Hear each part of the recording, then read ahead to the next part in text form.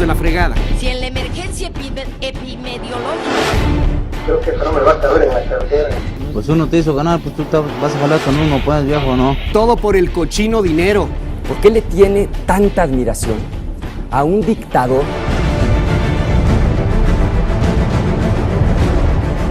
Rugosos negocios privados al amparo del poder público, pura robadera. ¿Qué es lo que hizo recientemente con la reforma energética Peña Nieto? Ya la gasolina ni siquiera la vende Pemex. Peña Nieto otorgó concesiones, permisos para importar la gasolina de Estados Unidos o de cualquier otra parte del mundo. Es un negocio de 500 mil millones de pesos. La ganancia por comprar la gasolina y venderla cara en nuestro país es de 80 mil millones de pesos. Guardadas las proporciones, con todo respeto, ni el Chapo hace un negocio así. Ningún otro de los que afaman como grandes delincuentes.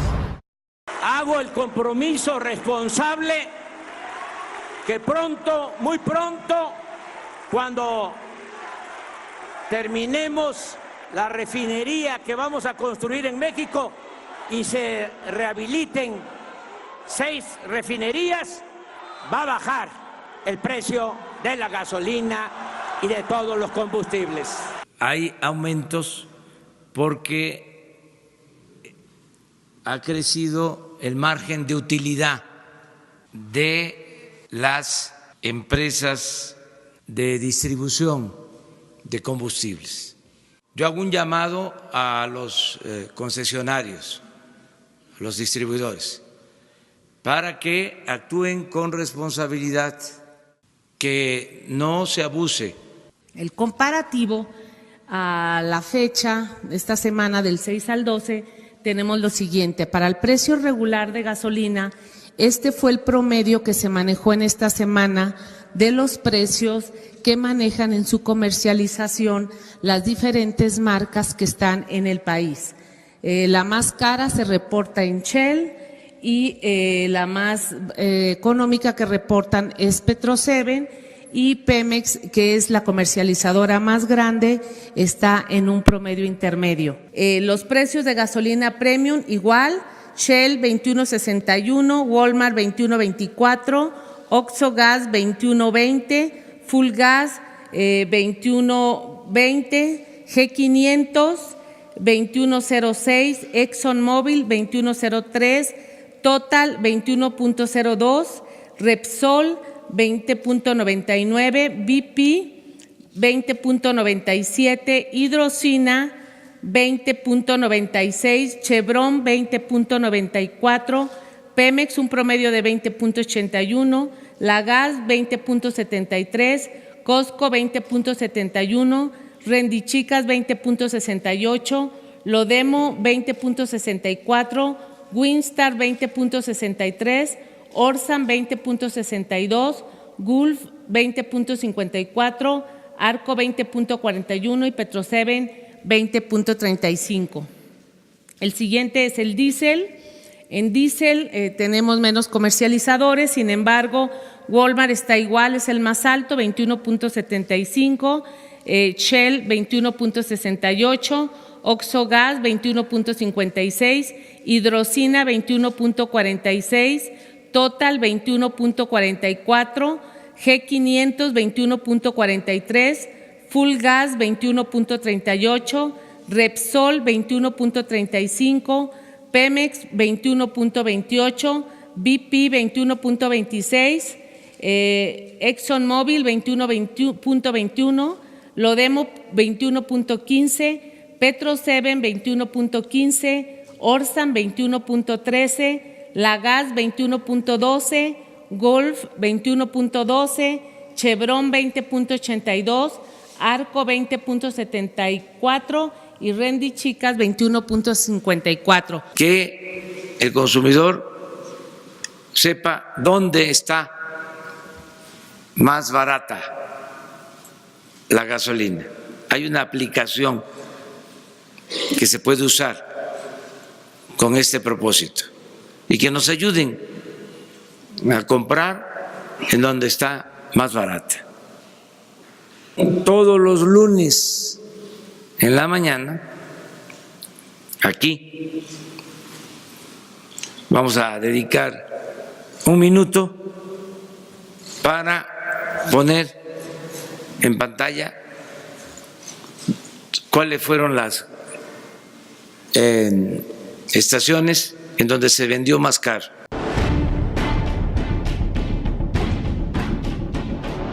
El populismo tiene una característica muy particular y son problemas complejos, y el populismo le busca soluciones muy simples. La gasolina está cara. Bueno, es que los guachicoleros se la están robando, vamos a cerrar los ductos y entonces ya no se la van a robar. Nada más que eso te va a encarecer un poco, porque si pasas la gasolina por pipas en vez de ductos, va a estar más caro. La otra, no, es que los distribuidores la dan muy cara. Yo se las doy barata y ellos la están dando muy cara. ¿Por qué está tan cara la gasolina, Adrián? Bueno, el principal componente de la gasolina es el costo.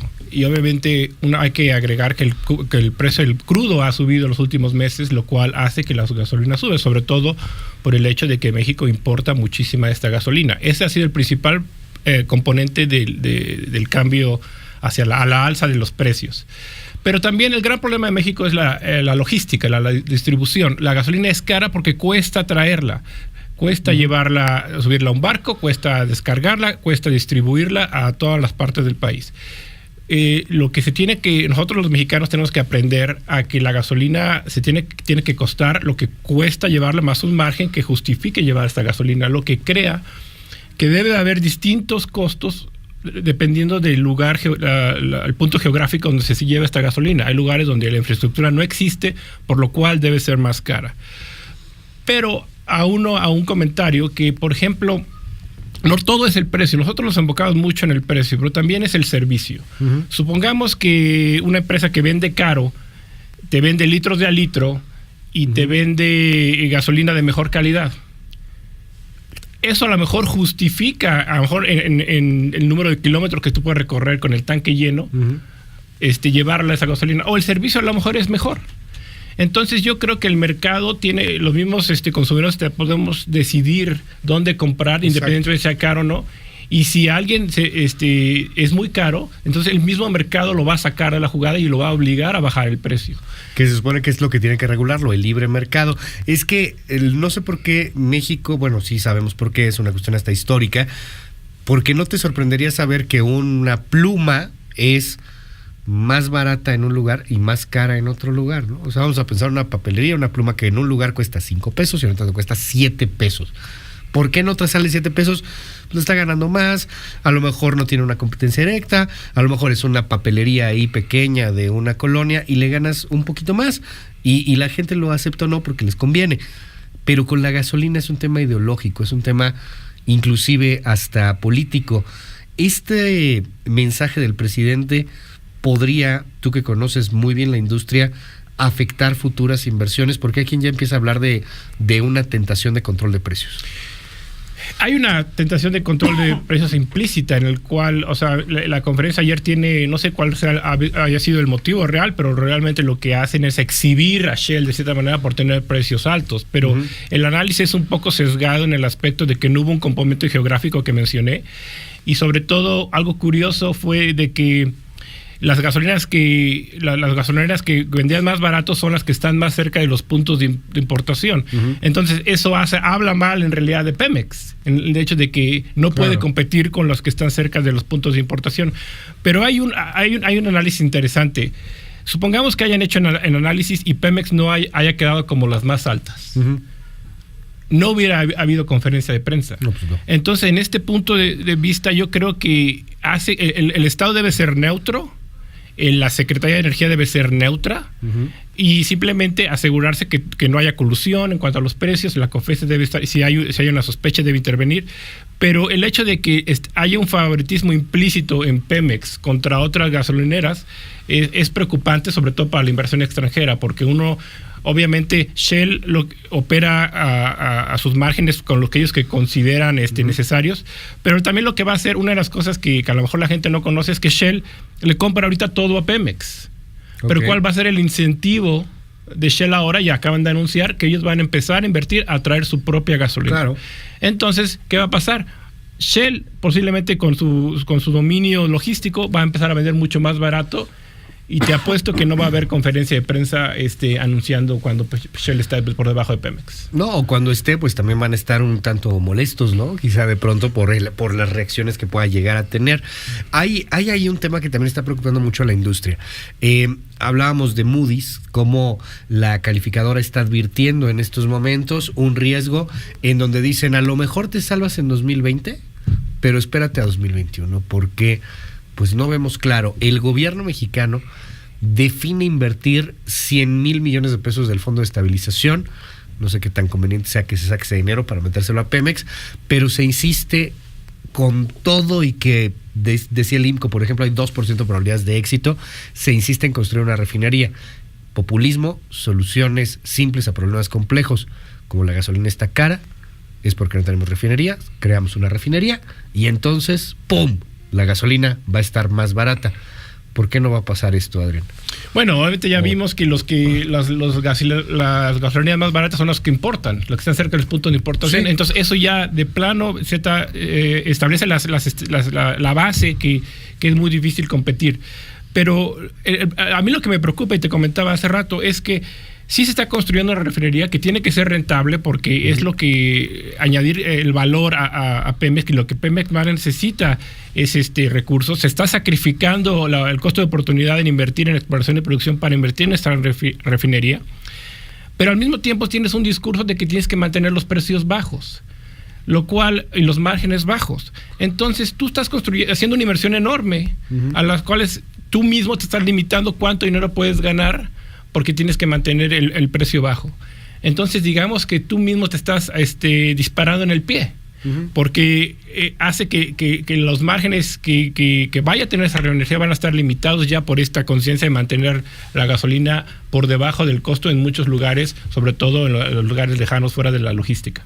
Ahora, esto también tiene una afectación hacia la economía mexicana. O sea, Pemex, aunque dicen, bueno, si nos baja la calificación no le va a pasar nada a la economía mexicana, pues ¿qué le va a pasar? O sea, depende mucho de Pemex, y que tengas a la empresa más endeudada y además invirtiendo en proyectos que el mercado y que la realidad te dice van a ser poco rentables, pues vas a tener una consecuencia. Sí, yo creo que a mí lo que más me preocupa es el costo de la oportunidad, en el aspecto de que en este momento es invertir en lo que Pemex tiene, digamos que es la última llamada. Ajá. Y si vamos a utilizar nuestra última bala que tenemos en algo que tiene una posibilidad reducida de éxito, entonces tú deberías estar condicionando, hacer todo dentro de tu poder para asegurar cómo hacer que ya tomamos esta decisión y que sea exitosa.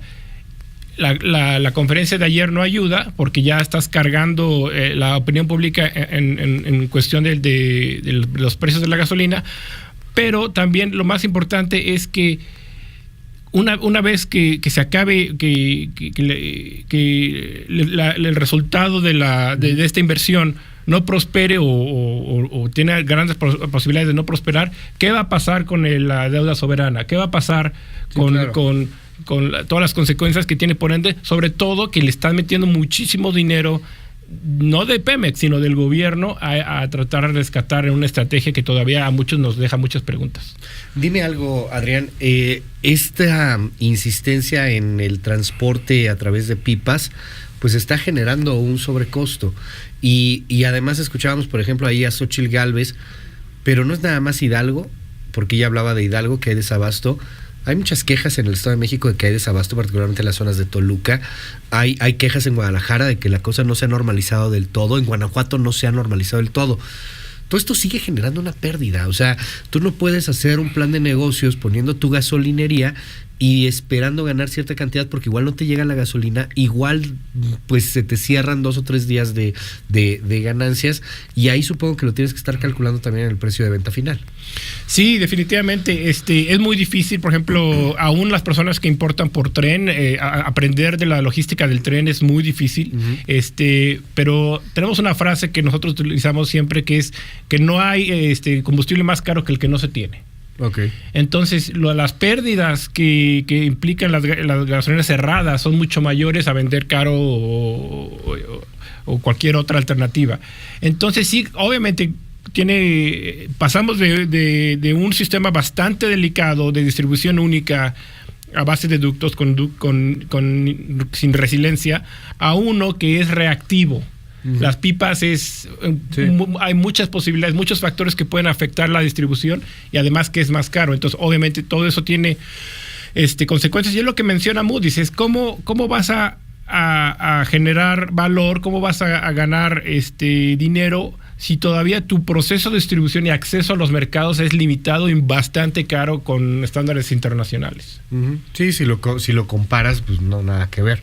O sea, ¿por qué te sale tan barata la gasolina en Estados Unidos? Tienen muchos factores, pero uno de ellos es almacenamiento. Tienen una cantidad brutal de almacenamiento y su distribución pues, prácticamente es por ductos. Y es por ductos, pero es muy limitado. O sea, tenemos dos ductos principales, entonces cualquier afectación dispara el precio. Pero también el componente más importante son los impuestos. Una de las cosas que no se mencionó ayer en la conferencia de prensa es que cuando bajó el costo de la gasolina, el IEPS subió. Entonces, el que absorbió la ganancia fue el gobierno. Ahorita, obviamente, la queja fue de que sí, los márgenes de las gasolineras han subido, se han mantenido altos, pero el gobierno en realidad hizo lo mismo. Lo acaba de ajustar a la baja, pero en el periodo de enero, febrero, marzo, si ves las gráficas, cuando baja el costo de la molécula, se ensancha el IEPS. Y es cuando ellos mismos están quedando con el margen que están criticando a los... ¿Este impuesto tan flexible en donde lo subes y lo bajas pasa en otros países? No pasa, por lo menos en los países desarrollados no pasa. Sobre todo en cuanto a la cantidad. O sea, el porcentaje si uno compara, por ejemplo, el porcentaje de impuestos que tiene Estados Unidos con el porcentaje de impuestos que tiene México, Estados Unidos es menos de una tercera parte de lo que cobra México.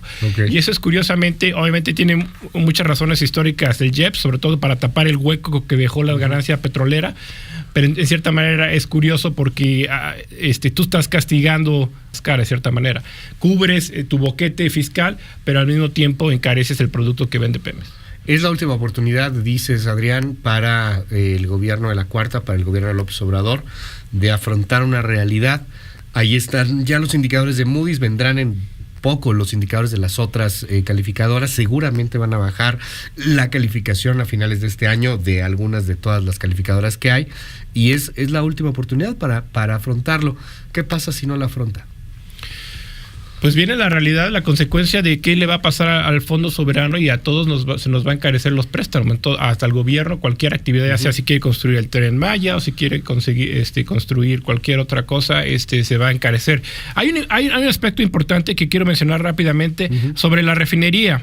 La refinería, obviamente, estaba escuchando algunos de las justificaciones que tiene un impacto social, y sí, la refinería posiblemente en cuanto a los centavos es un componente importante, pero el impacto de desarrollo que va a tener en Tabasco es importante. Sobre todo, y sí, esa es la manera correcta de calcularlo, pero no se puede ser selectivo, porque este efecto multiplicador que tiene una inversión de esta categoría, si se hubiera aplicado la misma regla, tampoco se hubiera cancelado el aeropuerto de Texcoco. Claro. Entonces, yo creo que el problema es que no se puede estar seleccionando las métricas dependiendo a lo que le conviene. Y es el caso de la conferencia de ayer. Y yo creo que es lo que ven los mercados, cómo hay incertidumbre ni siquiera de cómo se está midiendo el éxito, ¿no? Vamos a seguir de cerca el tema. Adrián, te aprecio mucho que hayas venido hoy con nosotros, y bueno, pues estamos en comunicación, si nos permites. Adrián Calcaneo, líder para América Latina, Midstream y líquidos de IHS Markit. Gracias. No, gracias a ti, un placer.